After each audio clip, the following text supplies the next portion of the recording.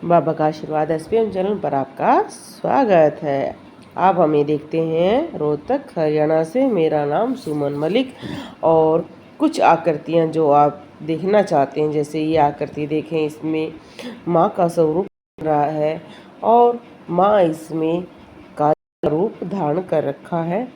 पर यहाँ पर कई व्यक्ति ये कहते हैं कि हम माँ जगदम्बे की पूजा कर रहे हैं, तो क्या हमें माँ काली का भी आशीर्वाद प्राप्त हो सकता है? तो कई व्यक्तियों की जो कुल देवी होती है वो माता काली का अंश होती है या माता काली का कोई रूप होती है और हमें पता भी नहीं होता है, और हम माँ जगदम्बे की, माँ दुर्गा की और वैष्णो की पूजा करते हैं और हमें इस तरह की आकृतियाँ दिखाई देती हैं।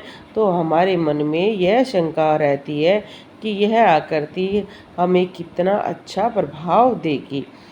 जब भी इस तरह की आकृति बनती है तो ये शुभ होती है आपके लिए। आपके जीवन में भयंकर आने वाले कष्टों को भी ये दूर कर सकती है, क्योंकि माँ का ये काफ़ी अच्छा या प्रबल शक्तिशाली रूप कह सकते हैं, जिसमें माँ कष्टों को हर लेती है। अगर इस तरह की आकृति आप अपने दीपक पर देखते हैं तो ये आकृति बहुत अच्छी है। सिर्फ आपको एक दो उपाय और अपने साथ करने चाहिए। आपको दुर्गा कवच का पाठ भी करना शुरू करना चाहिए।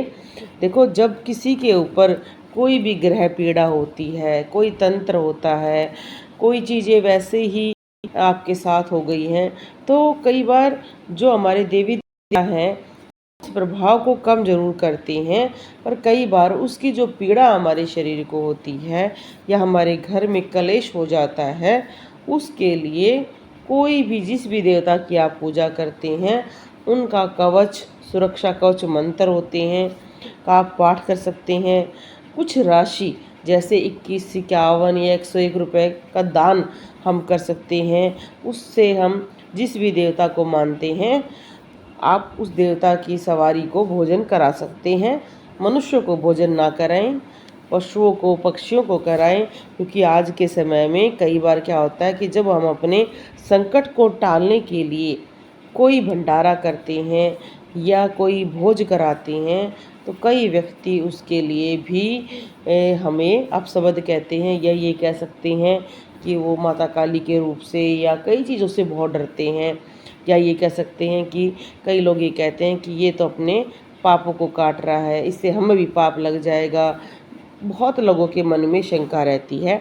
तो अगर आप इस तरह का जो दान धर्म करते हैं तो पशु पक्षियों को खिला सकते हैं या अपने रिश्तेदारों को खिलाने की बजाय बहुत ज़्यादा गरीब व्यक्तियों को ही भोजन कराएं, क्योंकि भोजन अगर आप दान के रूप में कर रहे हैं, अपने कष्टों को दूर करने के लिए कर रहे हैं, तो वो दान आपको तभी लगेगा जब आप उसको गरीबों में बांटेंगे, जिनको सचमुच भूख होगी उनको, या जानवरों को जो हमारे ऊपर ही आश्रित होते हैं। अगर हम अपनी प्रतिष्ठा के लिए कोई भोज करते हैं तो वो होता है हमारे रिश्तेदारों के लिए, अतिथियों के लिए। और जब हम अपने जीवन में कष्टों को दूर करने के लिए करते हैं तो वो होता है गरीब व्यक्तियों के लिए, ताकि वो खाएं और हमें आशीर्वाद दें। ये अंतर होता है। पर कई व्यक्ति ये सोचते हैं कि जब मुझे दान करना है तो रिश्तेदारों को इकट्ठा कर लूँ, हम मेरे को वो बढ़ाई देंगे, तो उस बढ़ाई से आपका कष्ट दूर नहीं होगा। यहाँ पर देखिए, यह आकृति भी बहुत ही प्यारी आकृति बनी हुई है। इस आकृति में तो आप देखो जैसे गणेश जी बैठे हुए भी दिखाई दे रहे हैं। जब गणेश जी हमारे दीपक में दिखने शुरू हो जाते हैं तो शुभता आती है। शुभता किसी भी चीज़ में आ सकती है। कोई आपके घर में कोई नया सदस्य जुड़ सकता है, कोई नया व्यापार शुरू हो सकता है, आपके घर में अच्छी खबर आ सकती है, धन का आगमन हो सकता है, या आप कोई अच्छा कार्य करने के लिए आगे बढ़ सकते हैं। अच्छी आपका कोई बच्चा एजुकेशन ग्रहण करेगा, तो ये शुभता होती है। और शुभता आती है तभी उसके परिणाम अच्छे आते हैं। जब कोई शुभता के संकेत होंगे, जब कोई कार्य आरंभ होगा, तभी आप उसका अच्छा संकेत प्राप्त कर सकते हैं। इसमें कई बार समय भी लगता है। कई व्यक्ति कहते हैं जी गणेश जी की आकृति बन गई, पर अभी तक तो मुझे कोई लाभ दिखाई ज़्यादा नहीं दे रहा है। भाई लाभ आपको जब कार्य शुरू हुआ है, जब कार्य खत्म होगा तो 100% आपको लाभ दिखाई देगा ही देगा। आपके जीवन में नया अध्याय जुड़ेगा तो आप कुछ ना कुछ लाभ प्राप्त करेंगे। अगर आप अपनी भी वीडियो भेजना चाहते हैं तो अच्छी तरह से प्रॉपर वीडियो बनाकर, कम से कम 2-3-4 मिनट की वीडियो बनाकर पहले उसको स्वयं देखें, फिर हमारे व्हाट्सएप नंबर पर भेजें। कई बार कई व्यक्ति अच्छी तरह से वीडियो बनाते नहीं हैं और वो ये कह देते हैं कि जी बताओ क्या है इसमें, नेगेटिव है पॉजिटिव है।